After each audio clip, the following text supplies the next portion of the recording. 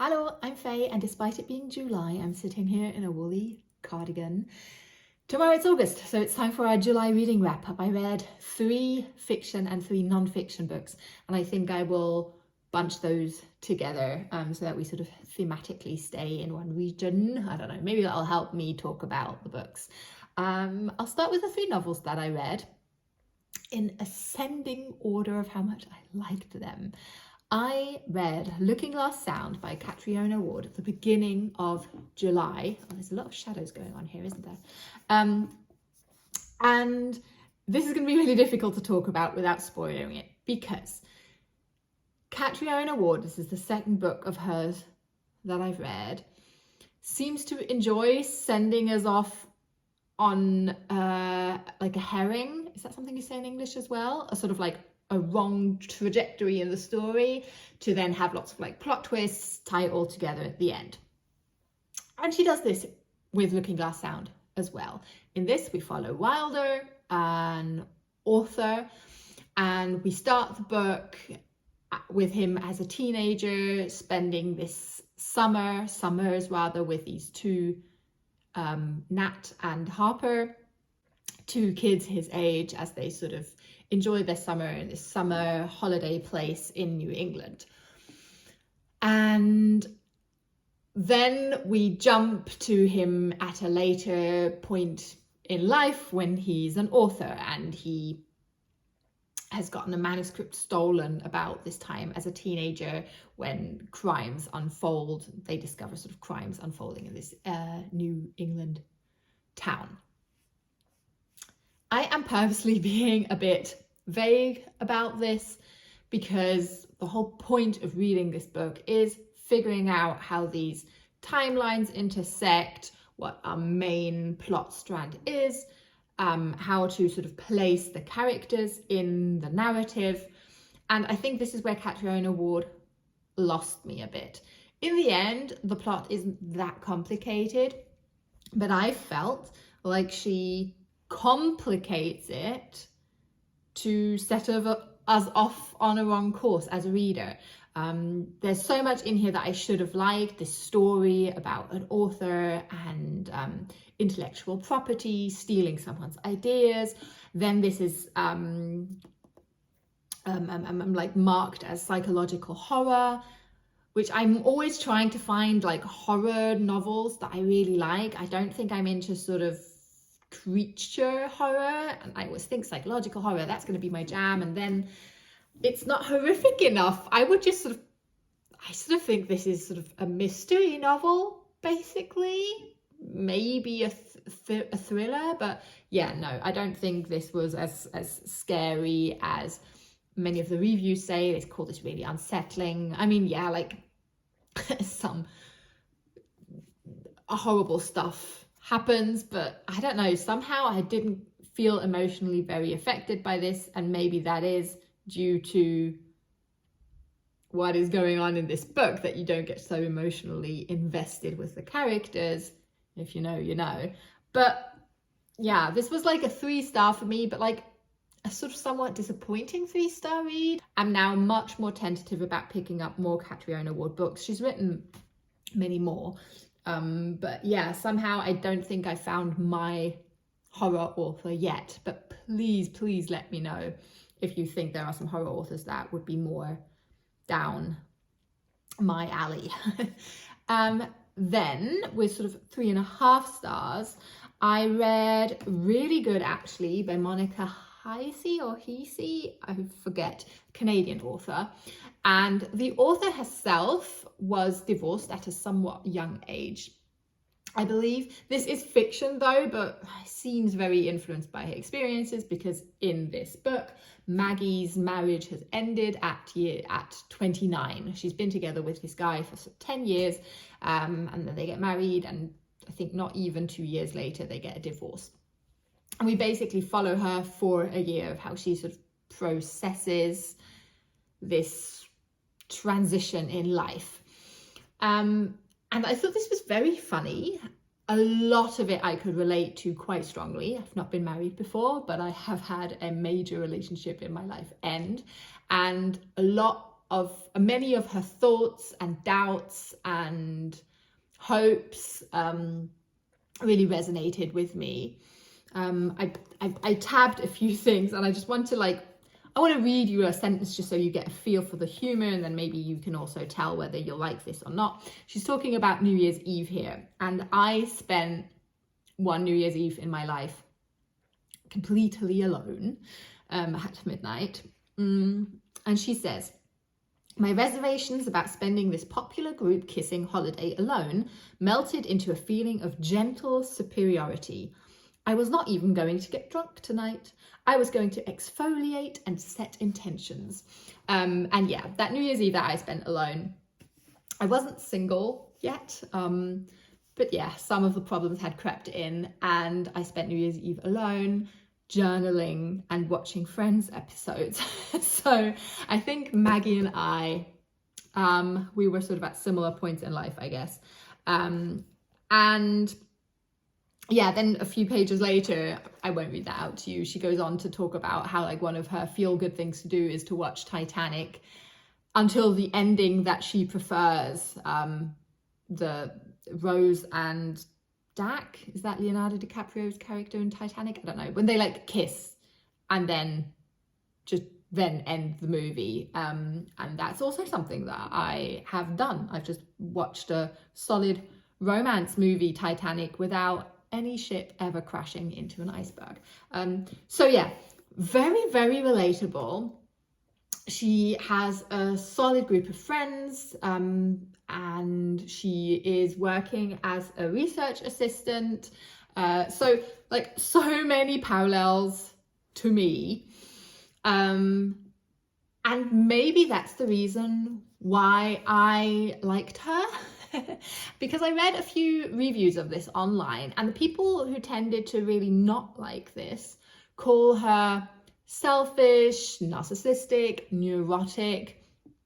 And in a way, I feel like that's the point, that sometimes heartbreak doesn't turn you into the nicest person. And why should it? You are going through a really tough time.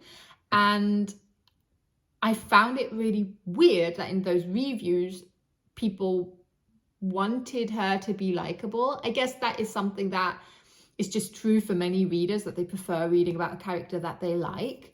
Although in this, I didn't dislike her. She was depressed by the ending of her major relationship that accompanied her entire 20s. Yeah, I don't want to get too soul-bearing here, but cut people some slack when they are going through a rough time. And yet, this wasn't a complete home run for me. I almost thought she still had it too easy. Yes, she runs into some problems with her friends getting sort of bored with her or hurt with how yes, egocentric in a way she is acting in her sadness. And she does have to move out of her apartment, basically because she can't afford it by herself.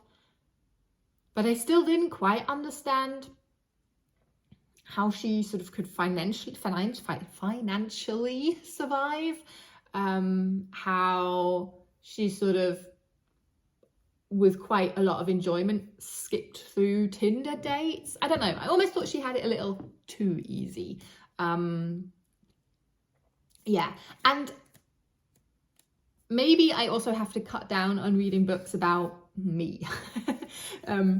Because even though sometimes that makes you feel less alone, it can be very navel gazy. Navel. I'm not looking at your nose. Navel gazy. Yeah, 3.5 stars. I thought this was very funny, but you may disagree. And then the final novel that I read in July, I read together with my in-person book club, She Who Became the Sun by Shelley Parker Chan, which is the first in a duology. I think the second part has just come out or is about to in August. And in this, we follow Chu, who as a young girl gets foretold her future of being nothingness, whilst her older brother, gets foretold a future of greatness. And then plot twist, he dies shortly after. So she adopts his identity, leaves home to go to a monastery, and basically chases down this destiny of greatness in the identity of a young man. Set in the 14th century, we are situated in a China under Mongol rule, and towards the end of the 14th century, basically this is a historical fiction with some playing it loose with facts, alterations as China then gets like the Ming dynasty. You can tell I have no clue about this period in time in Chinese history, which is one of the things I like the most about reading this. I gave this 4 stars because it is such a rich story. This is just over 400 pages and there's so much in here. Chu's storyline, I think, is so fascinating. We're talking a lot about gender identifications. She doesn't identify as trans, but there is a point to be made that without the vocabulary being used in here, there are thoughts about not identifying with a gender, having a non-binary identity.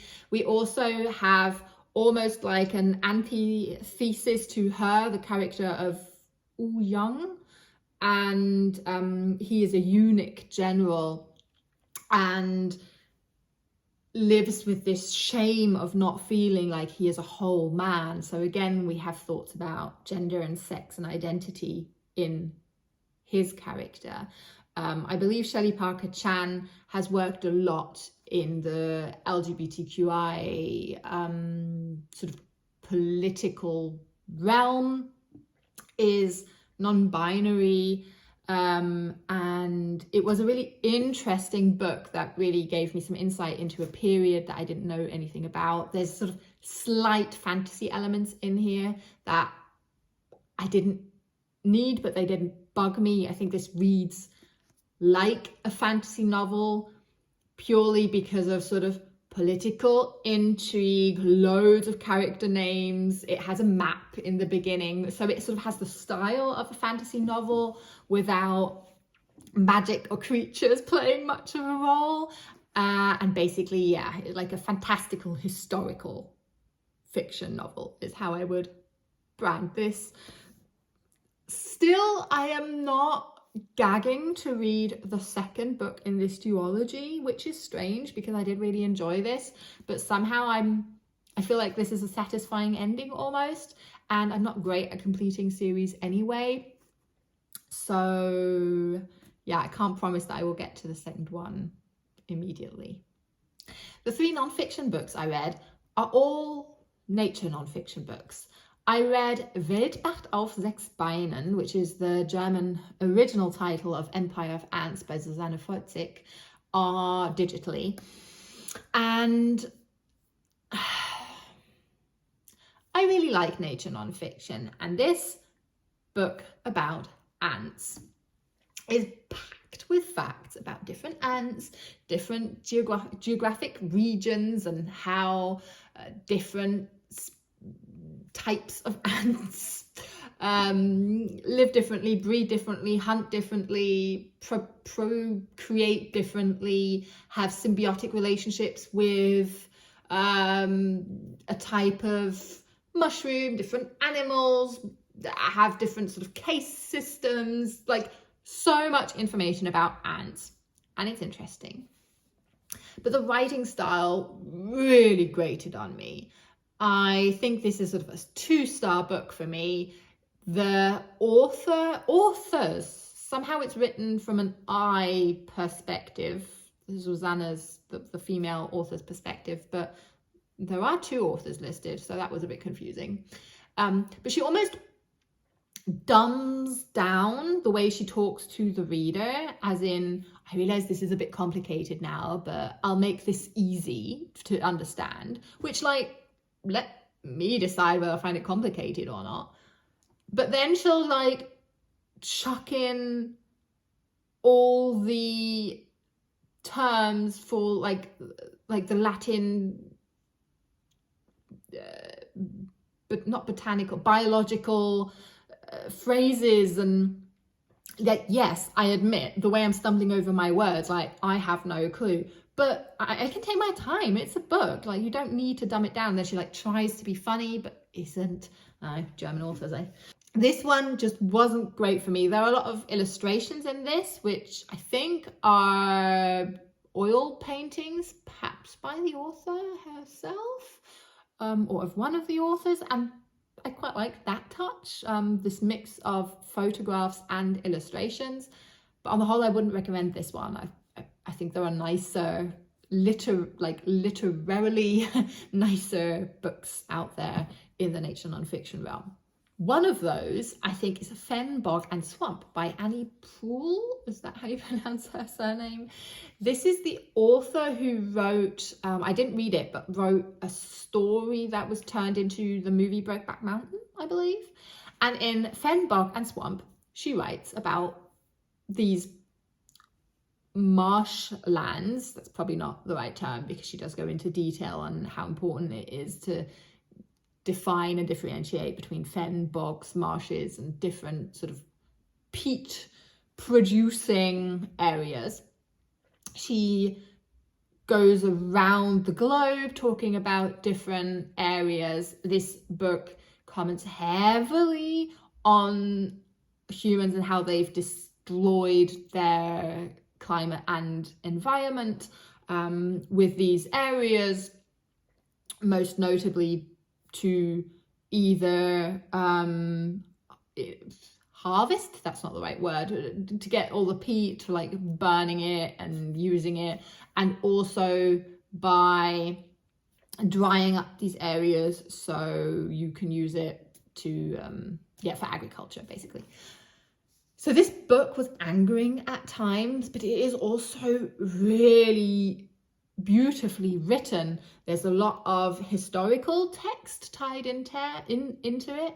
So sometimes it went over my head a little, but I enjoyed the reading experience so much more than The Empire of Ants, just from the writing style. And I'm starting to realize that when it comes to nature nonfiction, which is nature writing, which is sort of a niche genre, subgenre in nonfiction that I do really enjoy, the content isn't always the most important. I wouldn't say that I was desperate to learn about swamps, but it can be so immersive and like almost lulls you in to read beautiful language talking about nature, and then the conflict becomes so much more pronounced that we are doing something so awful and harsh to nature. And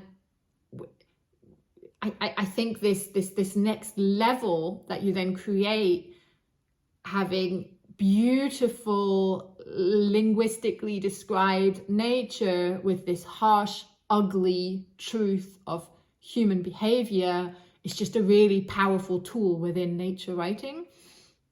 And I guess the last book that I read in July, which I listened to on audiobook, is another proof for that. I read The Golden Mole, and in this short book, the author introduces us to, I think, over 20 animals and how otherworldly and special and enchanting they are, and just gives us these chapters on different animals. And at first I wasn't very interested in reading this, but I saw that it was available as an audiobook, and it was really lovely. Only 3 hours, I believe. Potentially one of the most heart-wrenching reads of July, because hey, it's all true, and we are destroying things that are wonderful. And that's just really sad. Sometimes I think reading books on climate change can be a hard pill to swallow. especially because the author tries to end on a hopeful note, but I don't think she quite succeeded in instilling hope in me, because there is just this collection of awful, all these species are endangered and that's our fault. But maybe that is the path that is necessary in order to get people to feel more emotionally involved, to make it personal. Because if you just sort of say, oh yeah, these creatures are endangered, bye-bye, then, you know, we are rarely affected by generalized plight. It's too much for our little puny brains to fathom. So if you make it personal and you talk about that bat and how that bat lives and how it will die because of us, maybe that is what will lead to change. I don't know. I have to remain hopeful. So that was a 4-star read for me. I've forgotten the author's name, but you'll see it here. The audiobook is read by a male narrator, which sometimes is a bit strange, actually. Just because there's sometimes a slight discrepancy between the narrative voice and then the narrator. But I liked his reading voice. I thought that was a bit of a peculiar choice. Bog and Swamp and The Gold Mole are both longlisted for the Wainwright Prize, which is a prize that I recommend you check out if you're into nature writing. I have a few more on this year's list that I want to read. I've talked about that in a previous video that I will leave linked for you. Chat to me about the books. Have you read any? Do any intrigue you? How was your reading month in July? I'll see you very soon, and I'll see you in the comment sections as soon as you want. Bye.